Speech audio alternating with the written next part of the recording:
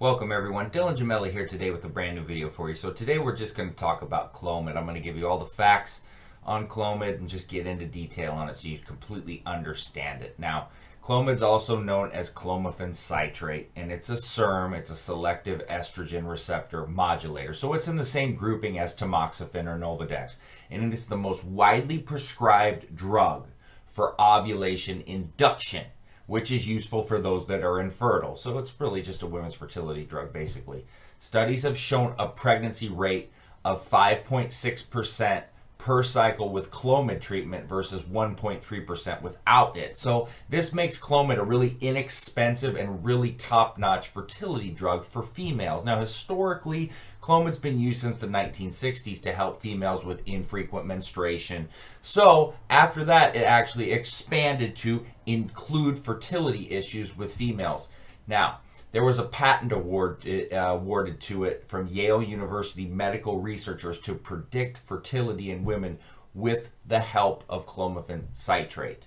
Now, what is it? Well, male bodybuilders that are using anabolic steroids have found that the same mechanisms of increased luteinizing hormone can be taken advantage of to actually increase total testosterone levels, and this is why Clomid is popular in post-cycle therapy among people who cycle anabolic steroids. Now, since Clomid has the ability to bind to estrogen receptors, much like Nolvadex does, in male users who run estrogenic compounds like testosterone and D-bol, for example, it can be used as gynecomastia treatment, but it's a really weak anti-gyno-aid. I don't ever recommend it as gynecomastia treatment. And it's rarely used for that purpose. Now, because of its ability to boost testosterone levels, it's actually been put on the WADA, which is the World Anti-Doping Agency list of illegal doping agents in sports.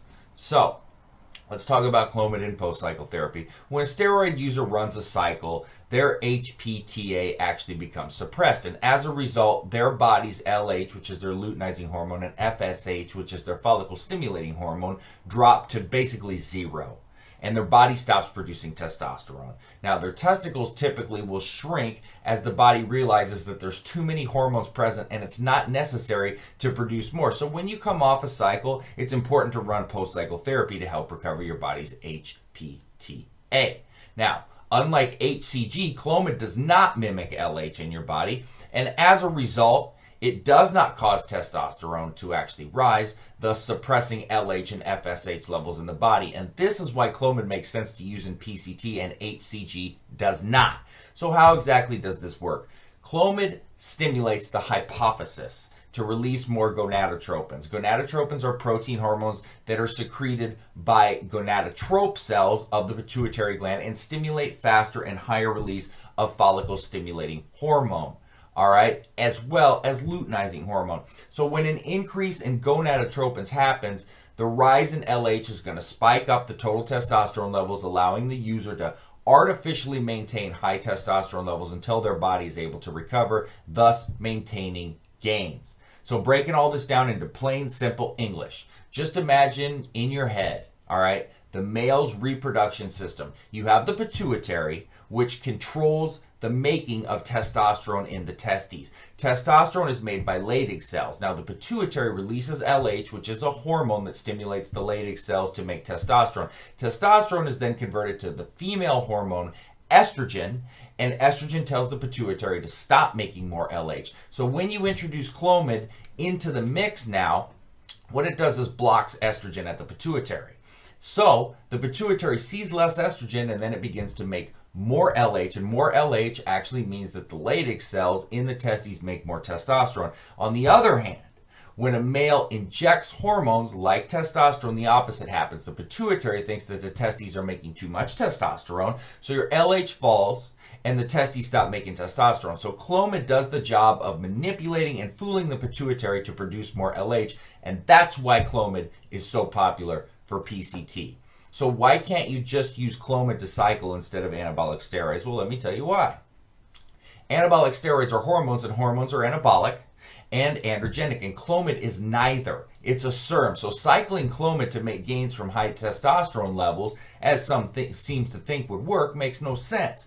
Clomid should be used exclusively for post-cycle therapy. If you run blood work within 3 weeks of use, your LH and total testosterone should rise significantly. Now, I don't ever recommend going over 50 milligrams per day. You're going to start to see side effects when you get in that 100 milligram range, and I see people do it quite often. All right, studies have shown that at 150 milligrams per day dosage of Clomid that it can increase testosterone levels by 150%, but that's when the side effects start to occur. You don't need that much, all right? All you need to do is keep it at 50 milligrams, and as you progress on, you can drop it down into the 25 milligram range. So that is Clomid. Just some trade names, like I said, Clomid, clomiphene citrate. Some people have it under liquid Clomid.